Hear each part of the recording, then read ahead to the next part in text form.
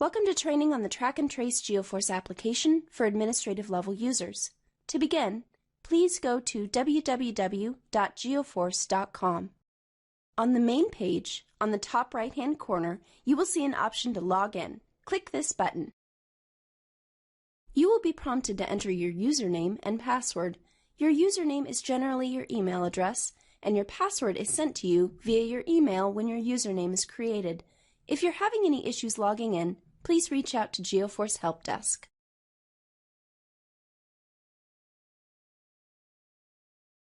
The map view allows the user to view assets and their information on a map overlay.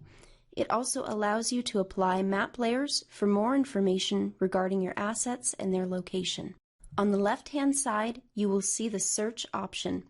The search option allows you to search through assets, addresses, and wells. In this example, I searched for the asset redfish.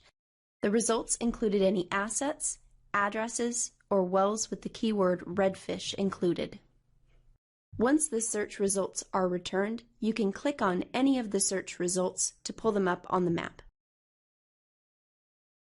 The group drop-down allows you to select a group of assets that you would like to be displayed on the map.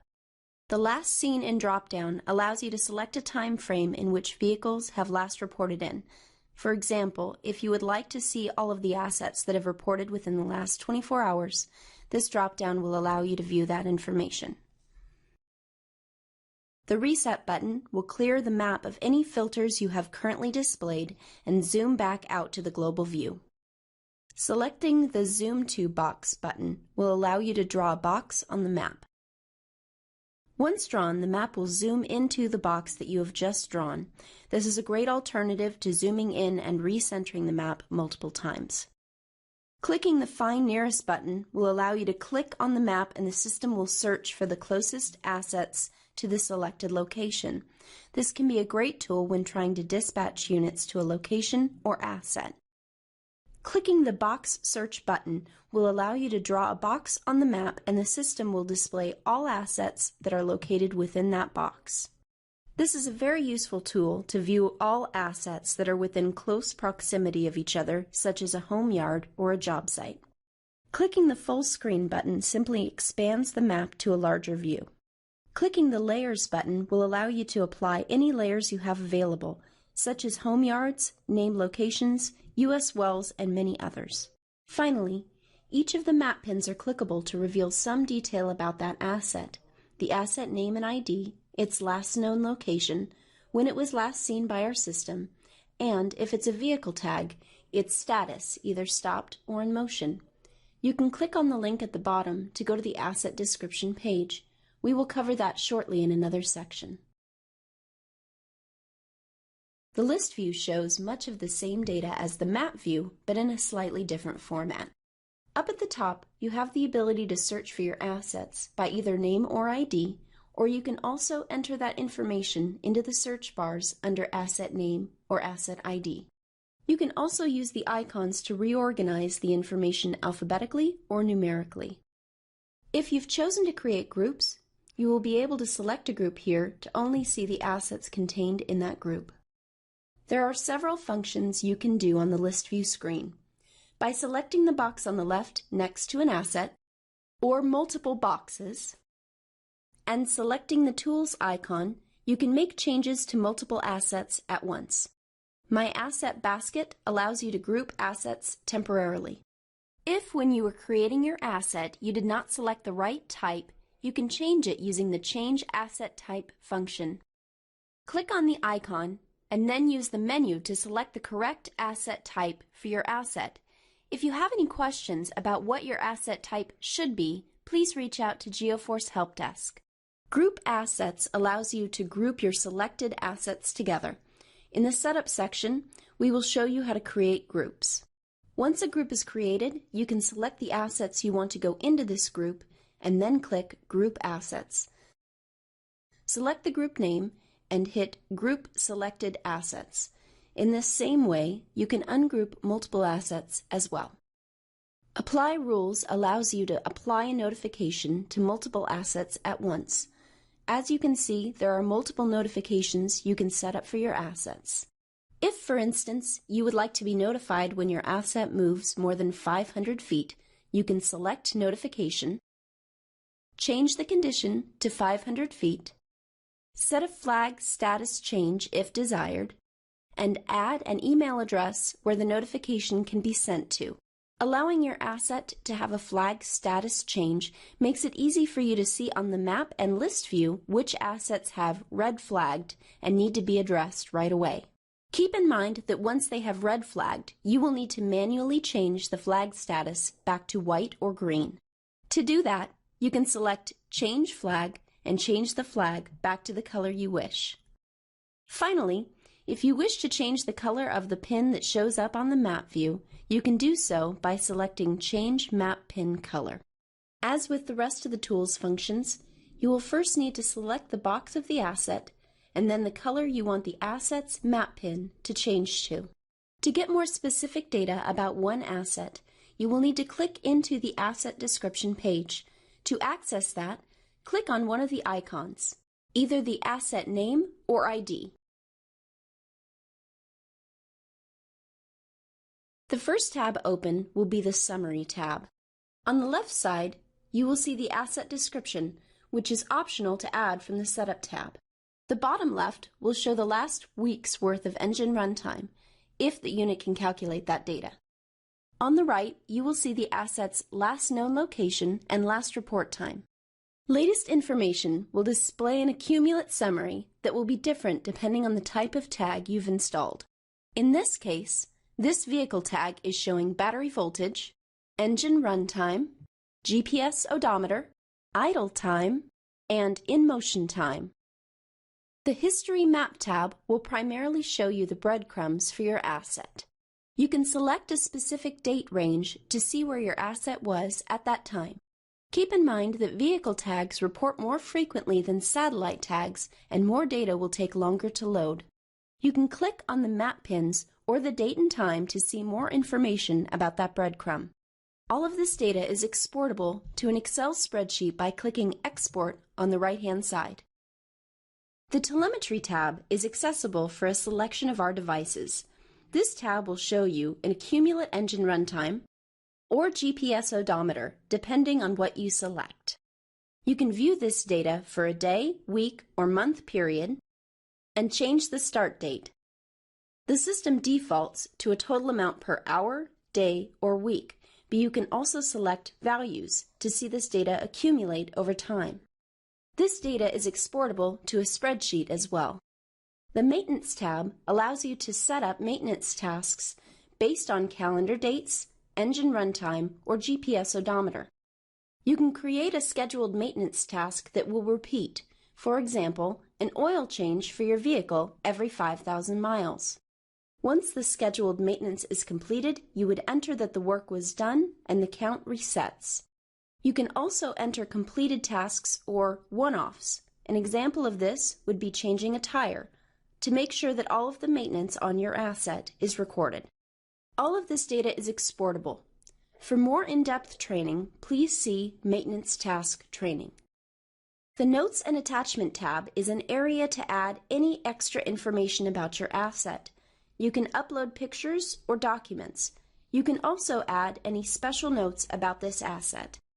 The Notifications tab allows you to set notifications for assets individually. Similar to setting up rules under Tools in the List view, you can set rules for just this asset on asset movement, speeding, etc. The last tab in the Asset Description page is the Edit tab. This is where you can change fundamental elements of your asset, such as its name or ID, and the tag that is assigned to it. From here, you can also change the map pin color and assign your asset to a group.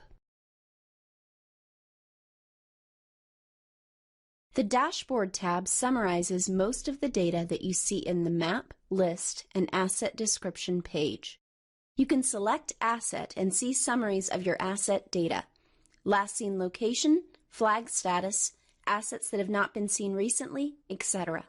All of these graphs are clickable to take you to the specific asset or data they are referencing. The Account view gives you a more in-depth look at the specifics to your account: how many users, and of what type, as well as the types of tags you have and their battery status. The Reports tab is the central location for all reports you can run on the website. On the left-hand side, you will see report groups. You can click on any of the groups to narrow down which reports are shown based on your business goals. All reports are configured a little differently, so please consult Geoforce Help Desk if you're having trouble running any. The example we will use today will be the Asset Movement Report. Click on the report, and you will be given your groups to choose from if you've created any. Select the group you want to run the report for. You can select multiple groups by holding down Control on your keyboard and selecting all you'd like to include. You can then select a distance threshold and a time frame. Should you want to schedule this report to be sent to you or another email address at a later time, you can select Save this report configuration and give the report a name. Then select Run Report. Once the report is run, it will show up in your inbox as an Excel document. This inbox will clear itself out every few days or so. Do not worry about deleting old reports. To schedule a report, click on the report that you have saved. At the bottom of the report page, you will see an icon to schedule the report. Click on the green plus icon. Select how often you would like the report to be sent, and the next date you would like it to be run on. Select a time you want this report run, and then add all email addresses you want this report to be sent to.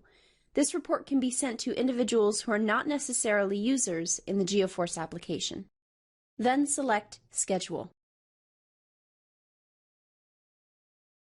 The Setup tab is where you take care of anything foundational for your account.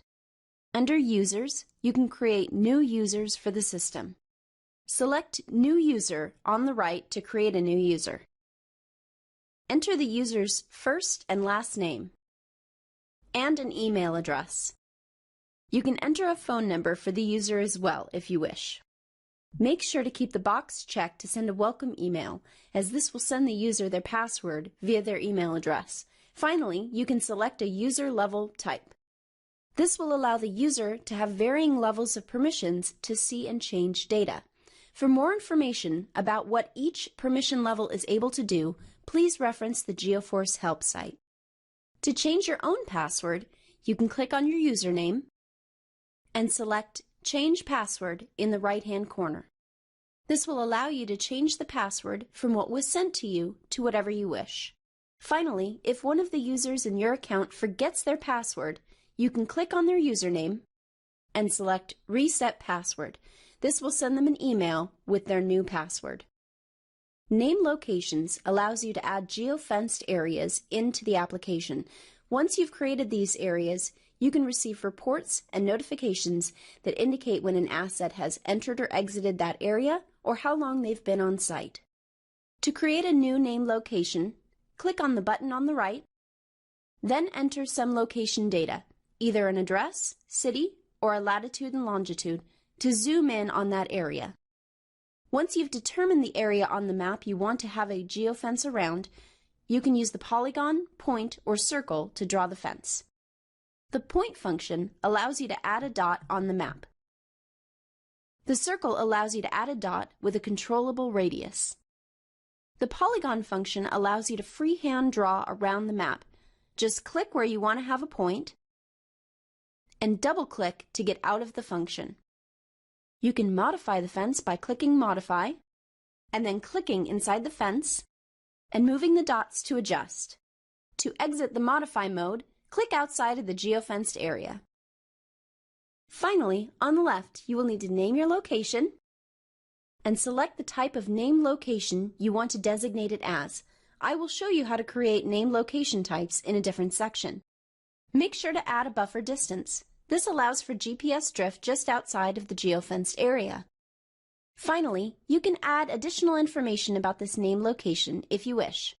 Name location types allow you to separate your name locations into different groups, such as home yards, job sites, etc. To create a new name location type, click on the icon on the right-hand side of the screen. type the name of the location you would like, and classify the location type. You can also choose the color the geofence will show up on the map screen. Then click Save. To modify an existing name location type, click the cog on the right-hand side to take you to the screen to make changes. Creating assets is essential to have your assets show up in all other parts of the application. The idea is to marry the serial number on your Geoforce tag with the name of the asset you can identify. To start, click New Asset on the right. Enter the asset name and ID. They do not need to be different, they can be the same. For this example, we will type generator as the asset name and Gen101 as the asset ID. You can choose to add a description of your asset. This will show up on the Asset Description Page Summary tab. Select the serial number of the Geoforce tag you installed on your asset.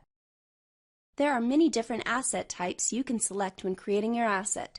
They are divided into 3 basic categories. Non-powered equipment, meaning an asset that doesn't have its own power source. An example here would be a frac tank. Powered equipment. This is the category for assets that have their own power source, but are not vehicles. A perfect example of this type of asset is a generator. And finally, vehicle. Select this asset type if your asset is on some sort of vehicle and you are installing our vehicle tracker. All of the asset types break down further into more specific types. If you do not see your asset type on the list, please select the closest possible type, or Other. If you have any questions as to what your asset type should be, please contact the help desk.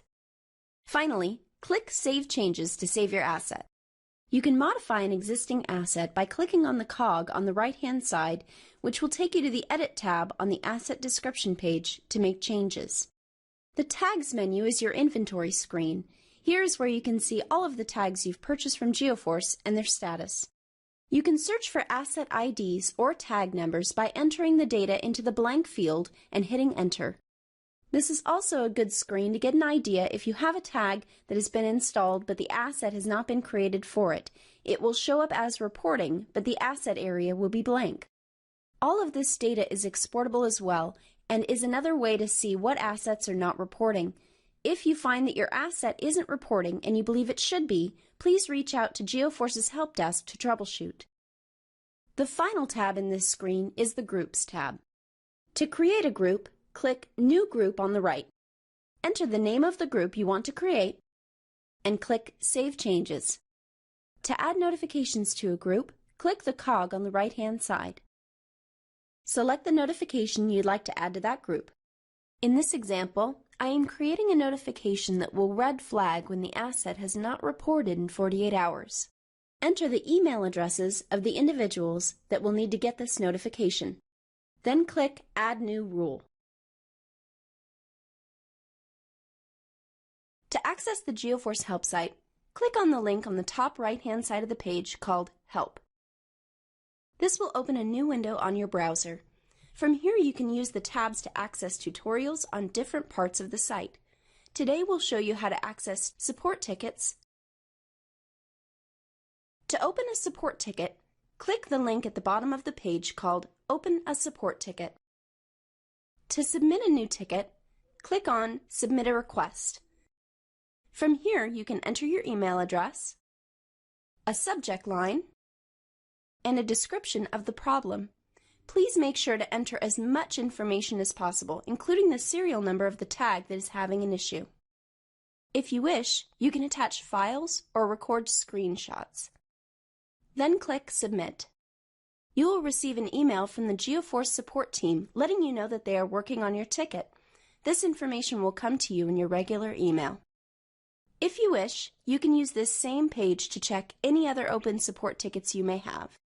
Alternatively, you could submit an issue to Help Desk by emailing them directly at helpdesk@geoforce.com.